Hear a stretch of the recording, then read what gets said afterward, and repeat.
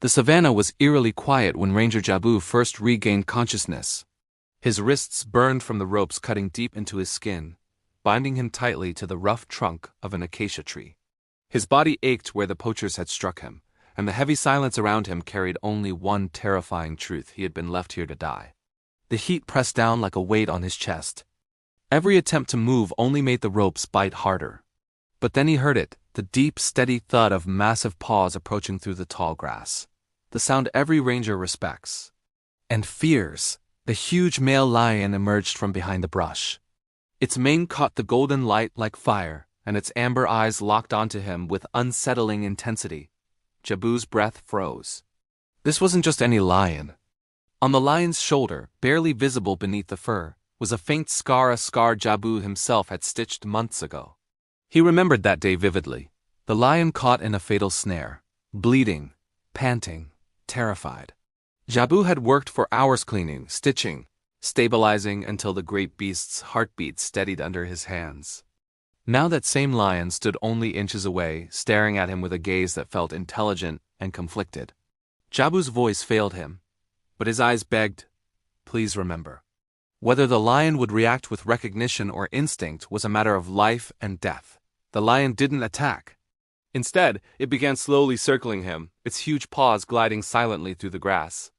Each circle tightened the tension in the air like a coiling spring. Jabu fought to steady his breathing. Panic would trigger a predator's instinct, and he knew it.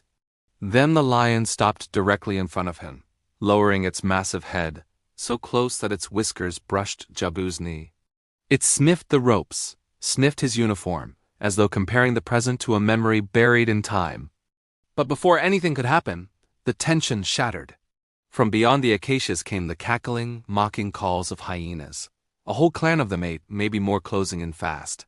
The hyenas burst into view, their eyes locking onto Jabu like he was already dead. But then they froze. Because between them and their meal stood the massive lion. The lion turned, its entire body shifting from cautious curiosity to territorial dominance. A low rumble built in its chest, rising into a roar so powerful it shook the very grass beneath Jabu's legs. The hyenas flinched, but didn't leave. They circled at the edges, probing, waiting for an opening. Jabu seized the distraction.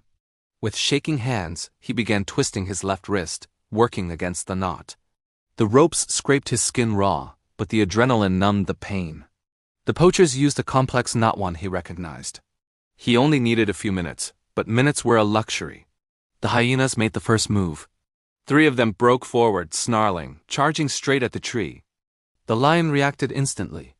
With a thunderous leap, it lunged at them, not attacking to kill, but striking fear into them with raw force.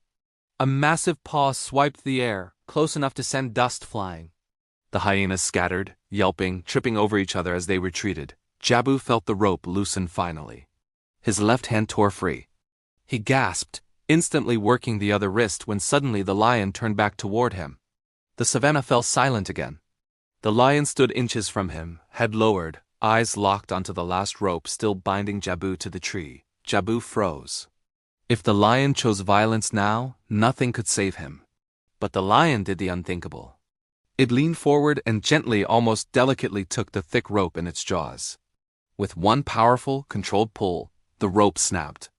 Another tug, and the rest of the bindings fell away. Jabu stumbled forward, completely free.